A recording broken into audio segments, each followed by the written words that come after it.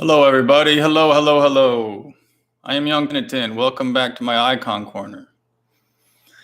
I am Young Penitent, and you can call me Penitent. You can call me P. You could call me Young P. Don't call me Young, because I'm 40 years old.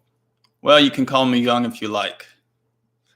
So, today I have a conversion story to tell you. This is not my own, but that of someone else. Before I get to it, couple things I want to go back on. I always like to review my previous streams. By the way, if this is the first stream of mine you've seen, please go back, watch the previous one. If you haven't seen the one before that, try watching it. Go ahead. I won't be ashamed. I won't be offended if you binge and watch all of my live streams. I think they're entertaining, so I think you should go ahead and do it. So I'm realizing I'm learning this skill. I'm learning the skill of live streaming, and I go back and I watch the ones that I made before after I'm done, and I see the mistakes that I make.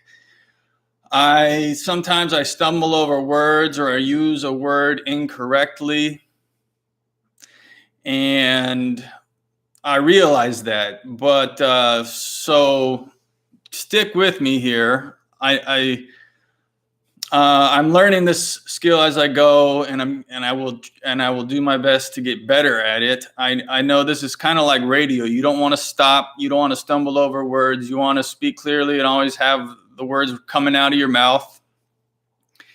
And so if I make mistakes, remember that I have brain damage from taking neuroleptic medication.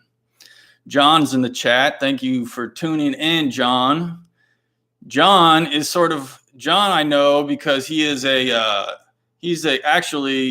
does internet marketing for a living, and he's actually been giving me a few tips. He thinks I should do streams more often. If I could do this every day, he says, it would help to grow my channel. And he also says to do them longer. So if I could just, maybe start to ramble and talk and fill up space, I suppose it would be a good thing.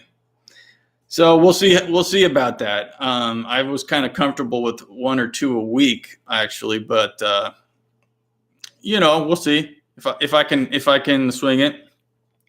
One of the things I made a mistake, I think, in my description of my last video. I said in the description, it said, I am celebrating 150 subs in my first post to Twitter. And actually, I wasn't celebrating my first post to Twitter. What I should have said was celebrating 100 posts, semicolon, and comma, my first post to Twitter. So I need to be specific. It's like my faults, it's like are shown more clearly. I get feedback when I'm here talking in front of an audience. So, like I'm say, pray for me and stick with me, and you will not. That's not how you spell young, though, by the way, John. Okay. Pray for me and stick with me because this is gonna be we're going for a ride here. It's gonna be fun. Now, also, I wanted to compare I have to kind of compare myself a little bit to other streamers that I see. The other Orthodox streamers are they tend to be, I've noticed about these other streamers is that they're all they have intellect. They're intellectuals in a sense. They have like a lot of intellectual talents. They're smart people, maybe I'm probably a little smarter than an average person, I think, but I know I'm not like this towering intellectual. And so I kind of feel like I'm like crouching around like these giants almost when I'm here on YouTube. So hello, Dan. I don't know. Maybe I've met Dan. I'm not sure. Dan's in the chat as well. Thank you for joining me. So getting to the point of the show today, I'm going to read a conversion story, and I'm not going to tell you who it is. It's not me. It's somebody I know.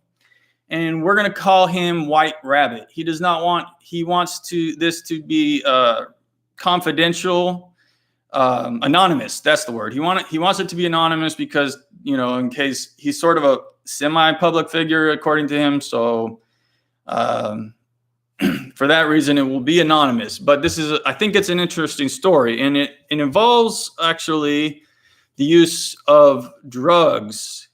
And this is in no way to endorse the use of drugs for finding in the church. I would not in any wise suggest that to anybody, nor would anybody else. I know we had the talk at Orthodox Montana. David Patrick Harris said that he had two experiences. One was a high dose acid, and the other was ayahuasca trip that led him to God. And well, good that it worked out that way. But there's an interesting part of this story that I'm about to read where the author says that he does not think that these visions that he saw were of God. So even something that does not come from God, I guess, could lead to a good thing. So here is a story. I came to Orthodoxy in my teens because Roman Catholicism had started to seem false and hollow to me. I was made a catechumen in 1997, but Orthodoxy was a shock. Not the doctrine, but the lifestyle. Specifically, the fasting so much was very hard for me because I was and am food focused. I was also too proud to ask anyone for help on what I should be eating, and I spent my first Lent eating nothing but minute rice and Tabasco sauce.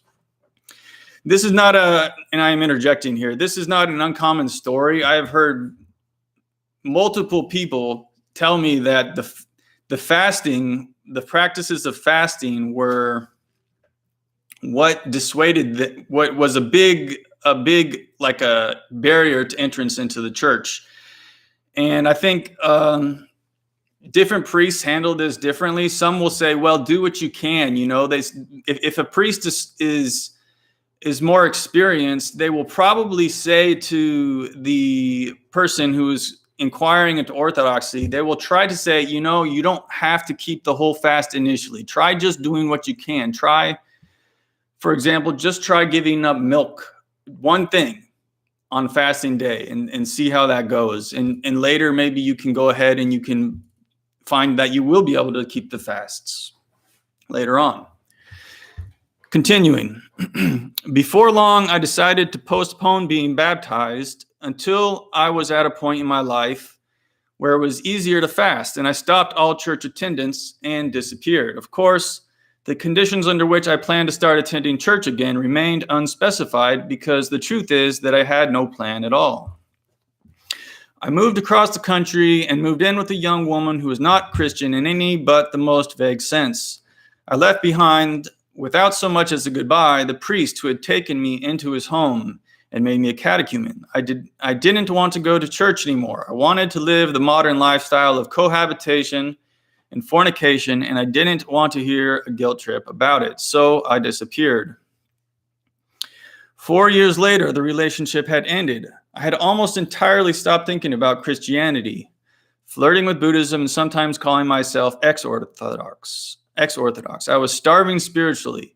Life seemed to have no meaning or purpose, and I spiraled into a pit of ennui, anhedonia, whiskey, and drug use. Occasionally, I would look to see if there was an Orthodox church nearby, but there wasn't, the nearest one being a drive of a couple hours.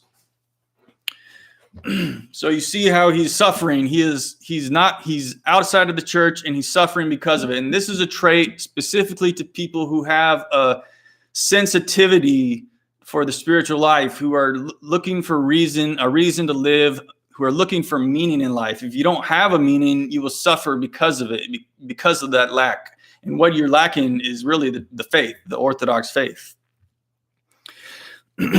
And I continue. In my search for meaning and spiritual nourishment, I turned to online drug communities and I began experimenting with hallucinogens.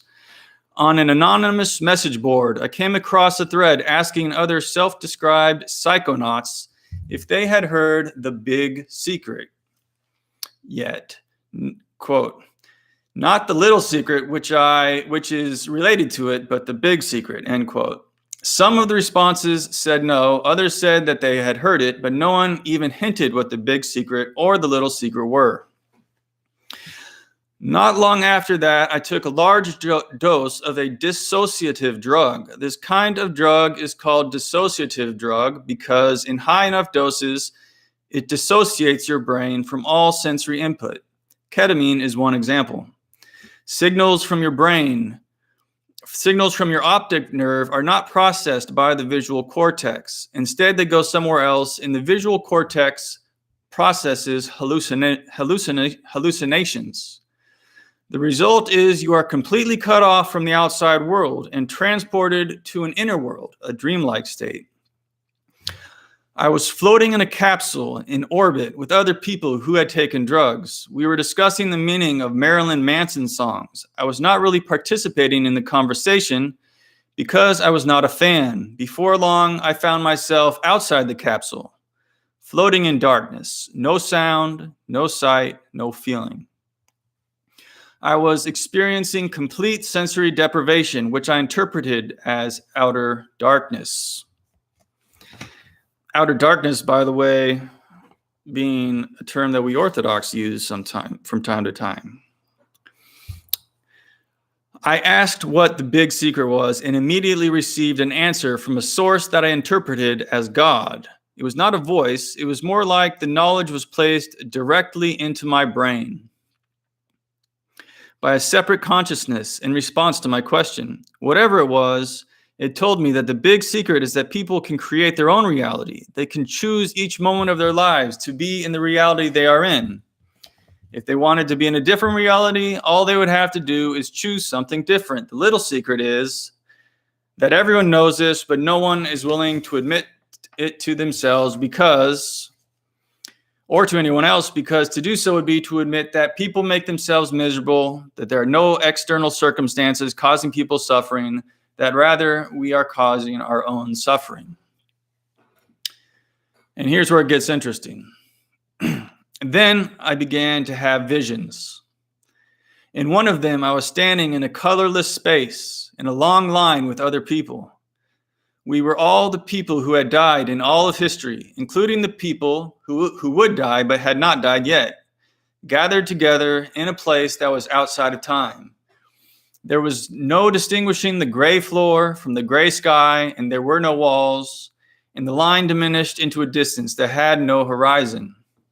But ahead was a turnstile, and as people went through the turnstile, they disappeared. I understood that we were to be judged. So what he's describing here is basically a line, wait to get to Jesus to be judged at the end of time, when the kingdom is to arrive. Because of the effect of the dissociative drug, I could not make this vision go away by closing my eyes. I saw the same thing, whether my eyes were open or closed. When the drug wore off, about 10 hours later, I was finally able to sleep, and I slept fitfully all through that day, which was a Sunday. I came to the conclusion that I was spiraling downward and needed to find my way back to an Orthodox church, but I had no idea how. I was working a dead-end job, and I could barely afford to pay my rent and my car payment. In fact, the only way I was surviving was by claiming 9 exemptions on my taxes, which of course was just ensuring that the tax bill would come due all at once. My apartment was trashed well beyond the point where I had any hope of getting a paying roommate, and I had to walk to work most days because I couldn't afford gas. All this added up to the fact that I could not leave that area and move to a place with a church nearby. I was stuck. So he's had this vision, and he's all of a sudden he's having this desire to go back to church. That's the effect of the vision, the effect of the drugs that he's taken. I went to work the following day with all this weighing heavily on my mind. I had to go back to church, but I had no way to do that. Nearly first thing that morning, I had a surprise visitor, an accountant from our corporate office who had to drive by our office to get to hers, but rarely stopped. She had brought with her a young lady whom she introduced as an exchange student from Bulgaria. She had brought her because she had heard me sometimes describe myself as Orthodox or ex-Orthodox. and the two of them had attended Pascha services the day before at an Orthodox church in nearby town, brackets. I'm not telling you what the town is. I said, there's no Orthodox church in nearby town.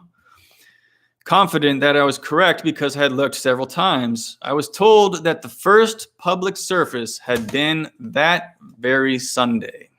So the very day when he was having his vision. I was stunned. Unknown to me, the night I had the vision of judgment had been great and Holy Saturday, the eve of Pascha. The day I slept fitfully and thought with despair about how it would be impossible to return to church. That day, a nearby church was having their first public service. All I had done was formed the will to return to the church, and God had made it possible for me. So this happened on great and like the holiest weekend of the year. No wonder, I suppose. I went to church the following Sunday and was embraced by the priest and his family as if I was a long-lost brother. I never looked back. That was about 20 years ago. I have thought a lot about these events since then. I do not think that the vision was from God, nor that the message about the big secret was some kind of divine revelation. The Holy Fathers tell us that imagination and dream is the realm of the devil. However, I think God can and does use the devil's plans for good outcome. In fact, that is the basic outline of the story of Christ's crucifixion and resurrection. Very interesting point. I also think that what happened to me is a demonstration of both God's omnipotence and his compassion. In order for that church to open its doors the very day I needed it, all of world history had to line up perfectly. God, not being subject to time, was able to know what day I would need the church and take that into account at the foundations of the world. God cares enough about me to have done that for me. So that is a very interesting story to me, one of the most interesting conversion stories I've heard. And this person, White Rabbit, was also, he was instrumental in helping me to find the Russian church. I met him at a time when I was looking into Orthodoxy, but I didn't know we had a Russian church nearby, and he was the one who invited me to that church. So I thank him for that. So there you have it, a vision induced by drugs, which ultimately ended up to a person returning to church and getting baptized. Very interesting. This also reminds me of a story that I heard once at a monastery. I actually heard of a person who, there was a visit. I was up at Vashon Island at All Merciful Savior Monastery, and I was a pilgrim there that weekend, and another pilgrim had arrived, and he was in a van with his friend, and they were traveling around visiting all the monasteries that they could. And he told me that he had a vision, which he was actually convinced that it actually was from God. And the reason he felt that it was from God was that he couldn't stop it. The vision that he had, he saw three riverbeds or three creeks, and one had was dry, hardly any water, and one was kind of a little bit of water rushing, and the other one was just gushing forward. And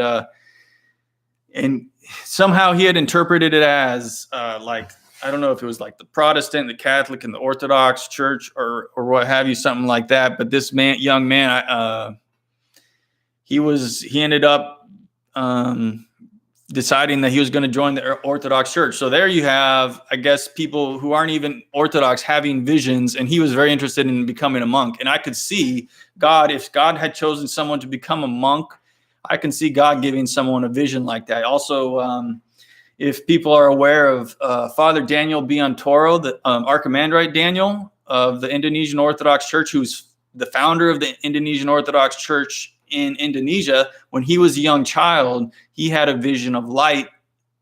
He was surrounded by light. He, at the time, was a Muslim, and he had a conversation, I think it was with an angel or a saint or something like that. So these things are happening even outside of the Orthodox Church. But that ended up drawing Father Daniel into the church, and he ended up becoming an archimandrite and very influential. So these things happen. These things are happening, you know, all the time. I wouldn't be surprised if there are many other stories out there like that. If you have a story, you can send me an email at youngpenitent@gmail.com, and I'd like to take a look at it and read it. Okay. Any questions in the chat from the chat? That's a 20-minute. This is my longest stream yet, and I think I'm kind of getting a little tired. Is there anything else I have to say? I don't have any poetry for you tonight. So I think that's going to be my stream for the day. And I will see you guys next time.